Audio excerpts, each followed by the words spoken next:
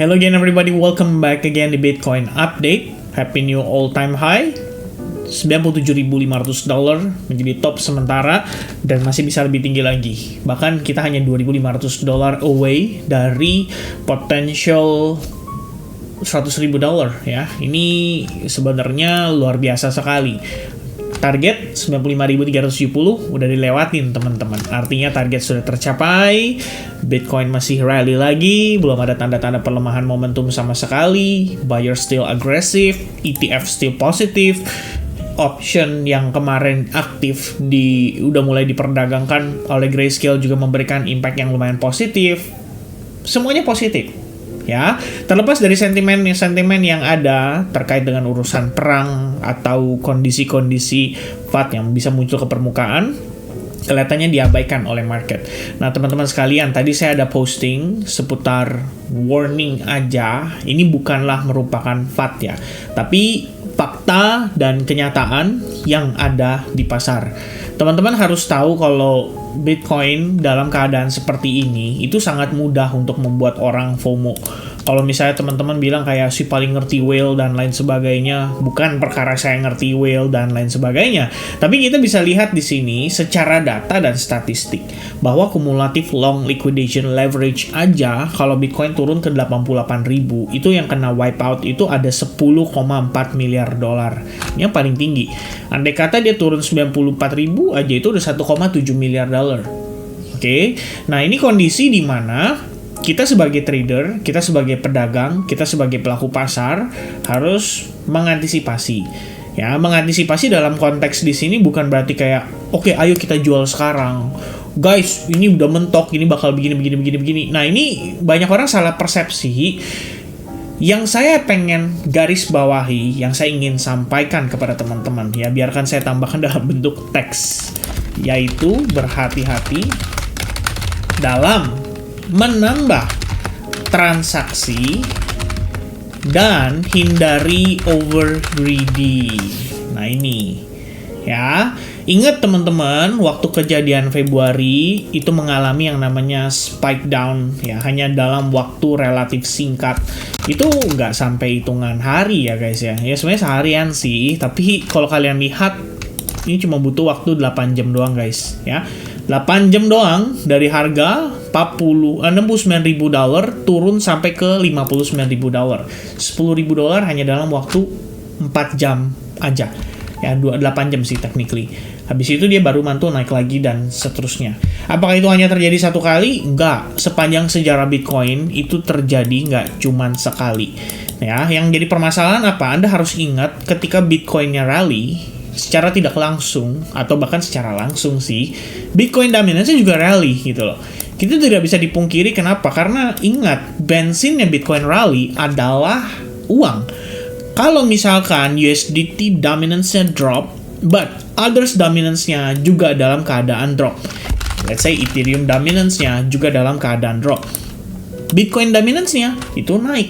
Itu artinya ketika USDT-nya itu dideploy ke market, mayoritas yang ngambil porsi paling besar itu adalah Bitcoin-nya.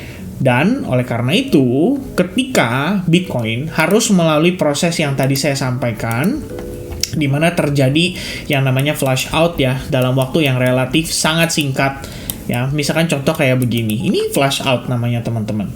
Bayangin, ini terjadi nggak sekali loh ya. Desember nih, satu bar candle besar ya, pada perspektif time frame 4 jam, 43.000 turun ke $40.000. Cepet, set. Habis itu dia naik, konsolidasi, turun, habis itu naik lagi pelan-pelan. Nah, ini kan setelah adanya aktivitas apa? FOMO.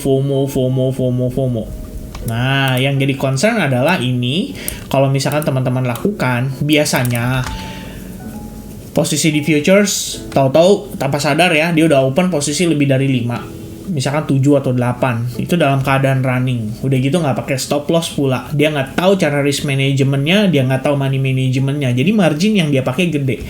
Over greedy. Karena misalkan contoh, 2-3 minggu terakhir, market enak.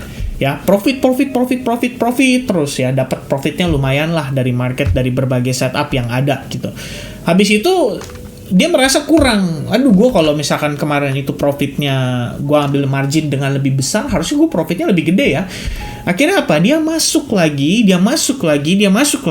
tapi this time karena dia over greedy, posisi margin lebih besar, risknya lebih besar. Jadi dia mengeluarkan resiko lebih besar dari yang dia dapatkan. Nah, itu concern teman-teman sekalian. Ada dua biasanya. Antara seperti tadi ya, kemudian profitnya habis, atau yang kedua sama modal-modalnya juga habis. Nah, ini resiko yang kalau sampai saya sampaikan lewat Twitter tadi, kalian bisa cek di Twitter ya teman-teman kalau pengen tahu penjelasan lebih detail ya, ini manuver flush out, efek setelahnya apa, tujuannya apa, kemudian juga bagaimana biasanya situasi itu bisa men-trigger orang-orang untuk terjadi flush out atau panic selling itu. Ya, detailnya ada di sana. Kalian boleh mampir ke Twitter saya. Nah, artiannya pada saat itu terjadi dalam waktu yang relatif singkat. Nah, saya sampai tambahin nih, karena saya tahu di Indonesia ini kita nggak bisa cuman ngasih kayak kisi-kisi atau clue atau tips ya. Kadang-kadang harus jelas sampai ke maksudnya saya tuh seperti ini gitu loh ya.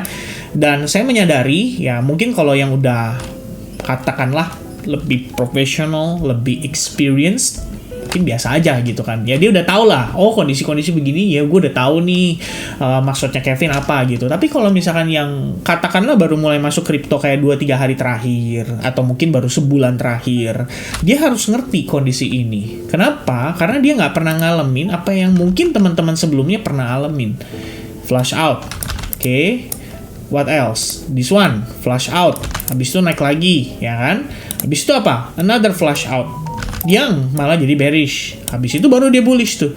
Nah, ini yang keburu panik, yang ngelihat kondisi begini, wah itu udah pasti akan mengubah bias mereka dengan seketika menjadi bearish gitu. Dan kalau kalian cek posisinya, take a look. Ada candle begini guys.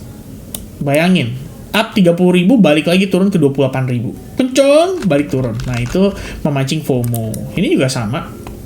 Ya, there's a lot of flush out yang terjadi pada Bitcoin. Kalau Anda mungkin udah punya experience bertahun-tahun, Anda harusnya ngerti ya, momen-momen kayak begini ini flush out. Kemudian di sini juga sama ya, di kalau bahasanya tadi ada yang bilang tadi disiram. Iya bener, kayak gitu kira-kira ya. Dan ini situasi yang like I said before, nggak sekali, nggak dua kali. Bisa terjadi dalam tanda kutip ya. Tujuannya apa? Untuk mencari lebih banyak likuiditas. Oke. Nah, di sini teman-teman bisa cek juga. Gampang ya, teman-teman. Binance, Bitcoin USDT, top trader, long short position. Kalau account sih, ya berarti kan rasionya 0,7. Artiannya, ada akun yang saat ini lagi gambling dia. Short terus ya. Dia coba cari apa? Top. Itu biasanya tipe yang gambler. Ya, saya pernah bilang sama teman-teman, dia lihat market hijau terus nggak mungkin nih nggak ada merahnya. Pasti hari ini merah. Dia short. Kena liquid. Kalian bisa lihat nih, dalam 24 jam terakhir yang kena liquid itu $92 juta asalnya dari short position. Ya, ini account. Tapi kalau dari position, besarannya nih kita bicara ya, bukan account. Kalau account itu kan saya buka akun terus saya short. Itu satu. Nah, kalau position itu artinya besarannya kan, seberapa banyak yang ngelong sama yang nge-short. Which means ini lebih reliable kalau teman-teman mau cari rasio. Dalam tanda kutip, mana nih yang lebih banyak ngelong saat ini? Mana nih yang lebih, saat ini lebih banyak yang ngelong apa yang nge-short gitu. Dan faktanya 1:4. Itu artinya teman-teman, kalau berdasarkan rasio tersebut, 1:4 ya, itu artinya ada lebih banyak yang open long position dan besarannya itu hampir 44% lebih kurangnya. Selisih jaraknya ya. Kita bilang apa ya? Bukan jarak ya. Pokoknya ya sebanyak itu perbandingannya. Dan itu artinya kalau kita ngecek tadi yang saya sudah sempat sampaikan ya dari liquidation map, Anda ganti jangan yang 1 hari ya. Kita ganti yang 7 hari karena ini bisa dibilang udah lumayan panjang nih prosesnya. Sewaktu-waktu market mengalami kondisi drop itu, kita bilang bahasanya lagi ada ya. Ini kalau di trading ya, knee jerk trading. Tuh, knee jerk trading. Ya, what is knee jerk reaction when trading the news? Ada penjelasannya teman-teman sekalian. Momen di mana harga itu cuman set habis itu naik lagi gitu. Nah, ini avoiding knee jerk reactions during turbulence ya, trading analogy, convergent trading, and bla bla bla ya. Kalian tinggal cek aja ya, banyak orang ada penjelasannya beda-beda teman-teman sekalian. Nah, tujuannya apa? Cuma satu, ngelikuidasi posisi kamu, habis itu dia jalan lagi sesuai tren. Jadi bukan berarti, makanya saya tadi tegaskan supaya nggak bingung, flush out itu bukan berarti jadi bear market, tapi proses sesaat yang membuat market panik dan berubah bias sesaat. Sampai 2 kali tuh bahasa sesaatnya teman-teman sekalian ya. As a trader, saya nggak cuma memperhatikan keuntungan, tapi juga resiko yang bisa terjadi pada pasar, even probabilitasnya kecil sekalipun. Sampai 2 sesaatnya. Jadi ya itu ya, seperti penjelasan saya, sebenarnya poin utamanya adalah saya pengen teman-teman di sini agak lebih berhati-hati. Jadi misalnya contoh, gue punya, gue lihat Bitcoin naik nih, ini cari, biasanya apa sih option yang mereka lakukan? Dia cari alternatif, cari koin, screening ya, ini kayaknya masih bisa naik nih, ini kayaknya masih bisa naik nih, wah ini kayaknya masih murah banget nih, ini masih bisa naik, dan seterusnya. Jadi teman-teman akan terus mencari, dan sekalinya masuk 1, 2, 3, tambah lama tambah banyak, tanpa disadari tahu-tahu udah 7 posisi running, 8 posisi running, 10 posisi running. Akhirnya apa teman-teman? Gak selamat waktu proses knee jerk itu terjadi. Yang pada dasarnya memang tujuannya adalah untuk menghajar position yang terlalu gendut supaya dibantai dulu, baru kemudian market pelan-pelan rebound lagi. Itu saat Bitcoin terjadi, let's say mereka profit taking ya. Ingat teman-teman, ini institution, mereka bukan main duit gede. Akan ada orang-orang yang profit taking. Dan ketika mereka melakukan profit taking, walaupun Bitcoin hanya koreksi $3.000-5.000, kalian tahu tuh bakal apa yang akan terjadi pada altcoins-nya, terutama ketika Bitcoin dominance-nya setinggi ini. Kira-kira begitu. Oke, nah teman-teman sekalian, penambahan aja dari saya, karena kita udah new all time high, saya juga nggak tahu sejauh mana dia akan rally gitu ya. Otomatis kalian bisa lihat harga 100.000 tuh udah di layar sebelah kanan tuh udah dikit banget jaraknya. So, kalau misalnya saya bilang 100.000, terus misalnya 100.000 bener ya sesuai dengan prediksi, nggak perlu juga sih kayak begitu. Buat saya saat ini, saya lebih pilih untuk ikutin ya. Ikutin. Teman-teman yang mungkin tahu, yang follow Telegram, saya ada long position.